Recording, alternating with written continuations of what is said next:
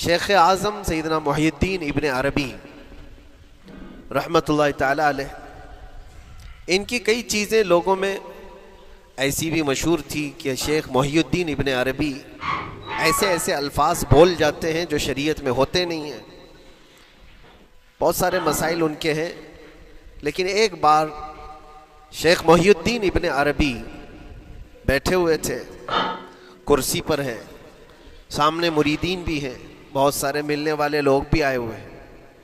اسی اثنا میں انہوں نے ایک جملہ ایسا کہا، واقعی اگر آپ کے سامنے بھی ایسی بات آئے تو آپ بپھر جائیں.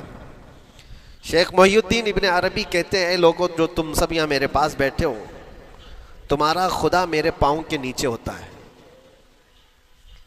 تمہارا خدا میرے قدموں کے نیچے ہوتا ہے. سب ظاہر سی بات ہے جیسے ایسا جملہ سنا تو اٹھ کر کے لوگ بھاگنا شروع ہو گئے کہ آدمی کافر ہو گیا. شیخ اعظم ہیں یہ حضرت محی الدین ابن عربی، جن کی بہت ساری کتابیں ہیں، تصوف میں آپ کا ایک بہت بڑا باب ہے. لوگ اٹھ کر کے ادھر سے ادھر چلنے لگ گئے کہ ایسے ایسے جملے بول رہے ہیں، یہ محی الدین ابن عربی کو ہو کیا گیا، خدا پیروں کے نیچے ہوگا، کفریہ جملہ ہے.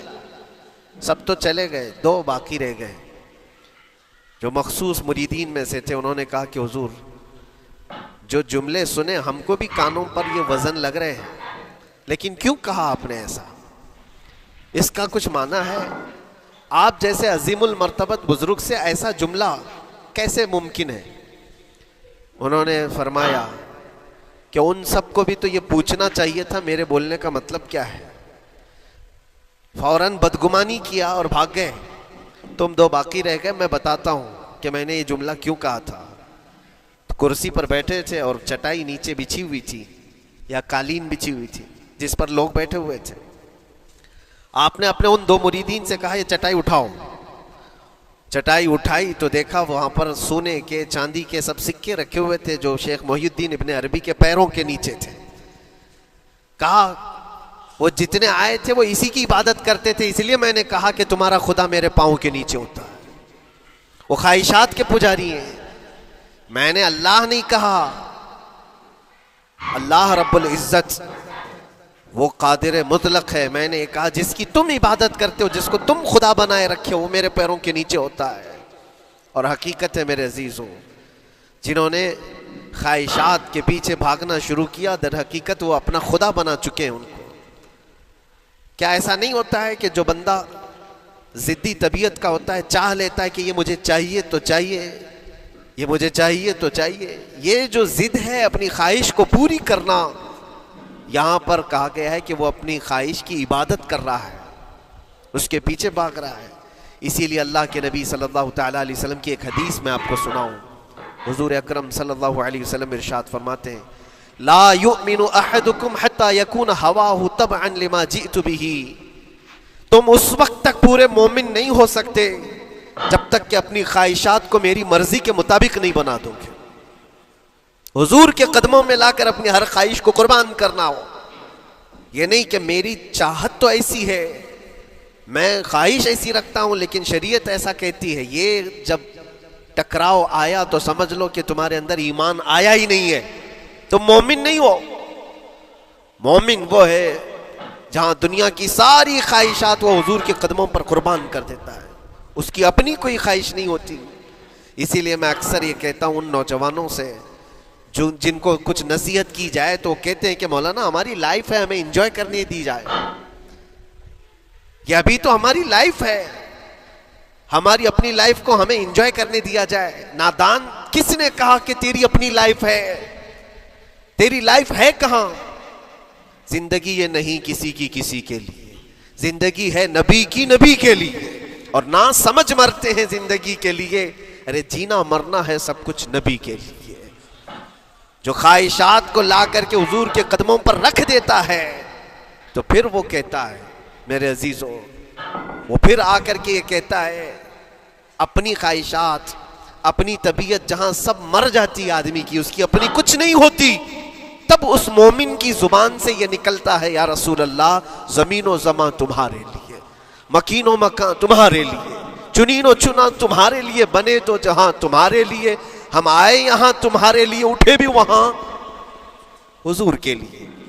اس کا اپنا کچھ نہیں ہوتا، اپنی خواہش ہوگی تو میں کرتا رہے گا، اور جتنی خواہشات کے پیچھے بھاگتا رہے گا دنیا اس کا پیچھا کبھی نہیں چھوڑتی، اور نہ ہی دنیا اس کو کبھی سیراب ہونے دے گی، کبھی پیٹ بھرنے دے گی ہی نہیں۔ وہ بھوکا ہی رہے گا، وہ پیاسا ہی رہے گا جو دنیا کے پیچھے بھاگتا ہے۔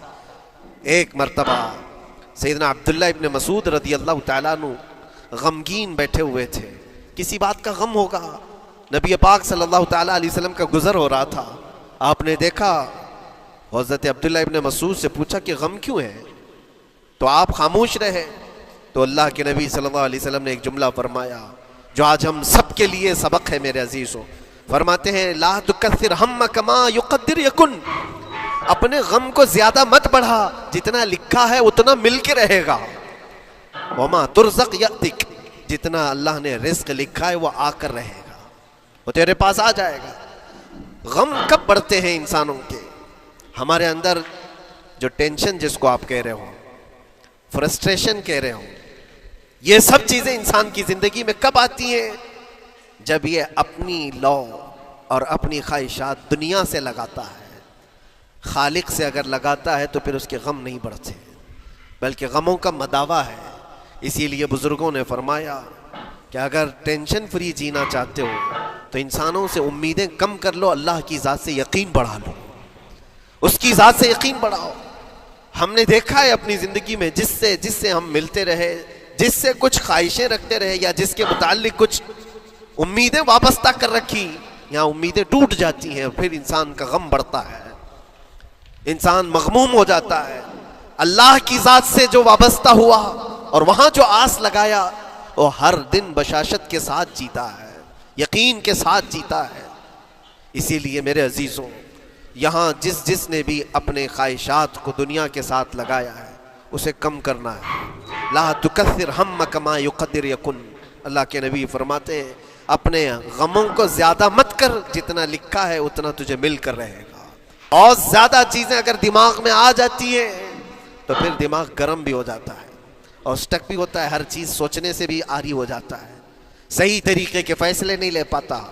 اچھا نقصان کیا ہے اس کا؟ سیم ہم نے موبائل ایکسپرٹ سے بھی پوچھا، جب موبائل بہت زیادہ گرم ہونے لگے یا سٹک ہونے لگے تو اس کو کیا کرنا چاہیے؟ تو ایکسپرٹس بتاتے ہیں کہ اس کے ریڈیشن بہت زیادہ ہوتے ہیں اس وقت، اور یہ نقصان پہنچا سکتا ہے۔ جو استعمال کر رہا ہے اس کے دماغ پر بھی اثر کرے گا، آس پاس کے لوگوں پر بھی اثر کرے گا۔ ایک موبائل کے اوپر اگر زیادہ لوڈ آ جائے تو اس کے ریڈیشن آس پاس سب کو خراب کرتے ہیں۔ یہی حال انسان کی زندگی کا ہے۔ تمہارے دماغ کے اوپر اگر غم زیادہ بیٹھ گئے اور بہت زیادہ دماغ حاوی ہو گیا تو خود کا تو نقصان کرو گی ہی، آس پاس جتنے ہیں سب کا نقصان کرو گے۔ تمہاری وجہ سے تمہارے ماں باپ بھی پریشان، تمہاری اولاد، تمہارے بیوی بچے سب اس پہ حال ان سب چیزوں میں ملوث ہو جاتے ہیں۔ اب اس کا علاج کیا ہے؟ کہا گیا موبائل کو آف کر دو، ڈیٹا کم کر دو، اس کے اندر سے کچھ چیزیں ڈیلیٹ کر دو، پھر یہ اپنے نارمل حالت میں آ جائے گا۔ سیم آپ کے لیے بھی ہے، دماغ میں دنیا کے بہت سارے فطور بھرے ہو تو تھوڑی چیزیں ڈیلیٹ کر دو، تھوڑے دنوں کے لیے اپنی اس ایکٹیو لائف کو روک دو اور آ جاؤ اللہ کی بارگاہ میں اور آنکھ بند کر کے اس کی طرف لو لگاؤ، اس لیے کہ ہماری بیٹری جو چارج ہوگی وہ خالق کائنات سے ہی ہوگی، بنانے والا ہی بہتر جانتا ہے اس کی زندگی کس چیز سے چلتی ہے۔ اور اسی لیے کہا ہے امام غزالی رحمۃ اللہ تعالیٰ علیہ فرماتے ہیں جو بندہ اللہ کے ذکر سے کئی دن تک غافل ہوتا ہے تو مردہ لاش ہے جو چل رہا ہے، بازاروں میں جو چل پھر رہا ہے، ذکر الہی نہیں کرتا تو اس کی روح ختم ہونے کے قریب آئی ہے، یہ زندہ لاش ہے۔ یہاں زمانے ہو گئے، مہینوں بیت گئے، برسوں ہو جاتے ہیں، کتنے دن ایسے ہیں آپ نے اللہ کے ذکر کے لیے الگ سے وقت نکالا ہو؟ کہاں ہے وقت؟ نماز بھی ایسے پڑھ کر کے بھاگ جاتے ہیں جیسے لگتا ہے کہ کوئی چیز ہمارے اوپر سوار تھی، جلدی سے ہٹا دی اور بھاگ گیا۔ نہیں میرے عزیزوں، ہماری روح جب بیمار ہوتی ہے، ہماری روح کو جب بھوک لگتی ہے تو اللہ کے ذکر سے اس کا علاج بھی ہوتا ہے اور اس کو رزق بھی ملتا ہے، لیکن ہم رزق دیتے ہی نہیں۔